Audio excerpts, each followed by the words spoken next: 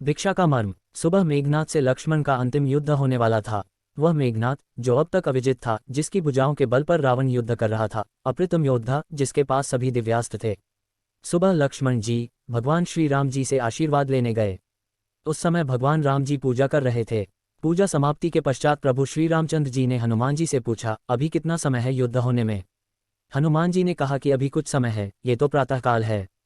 भगवान राम जी ने लक्ष्मण जी से कहा, ये पात्र लो, भिक्षा मांग कर लाओ, जो पहला व्यक्ति मिले उसी से कुछ न मांग लेना। सभी बड़े आश्चर्य में पड़ गए। आशीर्वाद की जगह भिक्षा, लेकिन लक्ष्मण जी को जाना ही था।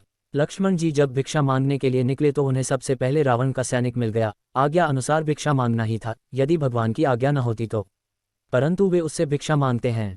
सैनिक ने अपनी रसद से लक्ष्मण जी को कुछ अन्न दे दिया। लक्ष्मण जी ने वह अन्न ले जाकर भगवान श्री राम जी को अर्पित कर दिया। तत्पश्चात भगवान राम जी ने उन्हें आशीर्वाद दिया, विजयी भव। भिक्षा का मर्म किसी के समझ नहीं आया, कोई पूछ भी नहीं सकता था। फिर भी ये प्रश्न तो प्रश्न ही रह ही गया। फिर भीषण युद्ध हुआ। अंत में मेघनाथ ने त्रिलोक की अंतिम शक्तियों को लक्ष्मण जी पर चलाया। ब्रह्मास्त्र, पशुपात्र, सुदर्शन चक्र, इन अस्त्रों की कोई काट न थी।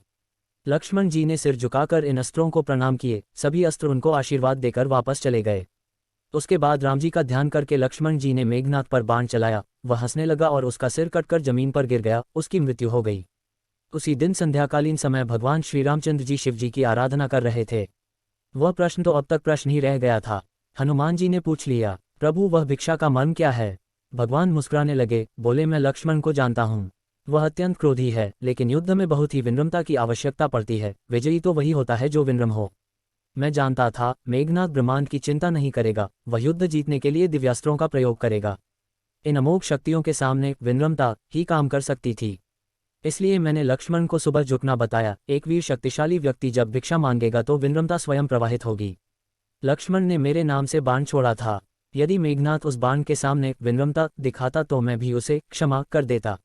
भगवान श्रीरामचंद्र जी एक महान राजा के साथ अद्वितीय सेनापति भी थे। युद्धकाल में विनम्रता शक्ति संचय का भी मार्ग है। ये वीर पुरुष को शोभा भी देता है।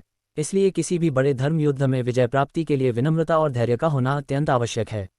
जय श्री कृष्ण। यदि आपको ये कहानी पसंद आई तो आप कमेंट करके हमें बताएं। कहानी को लाइक करें, दोस्तों को शेयर करें और सब्सक्राइब करें ताकि नित्य ऐसी कहानी आपको नियमित मिलती रहे।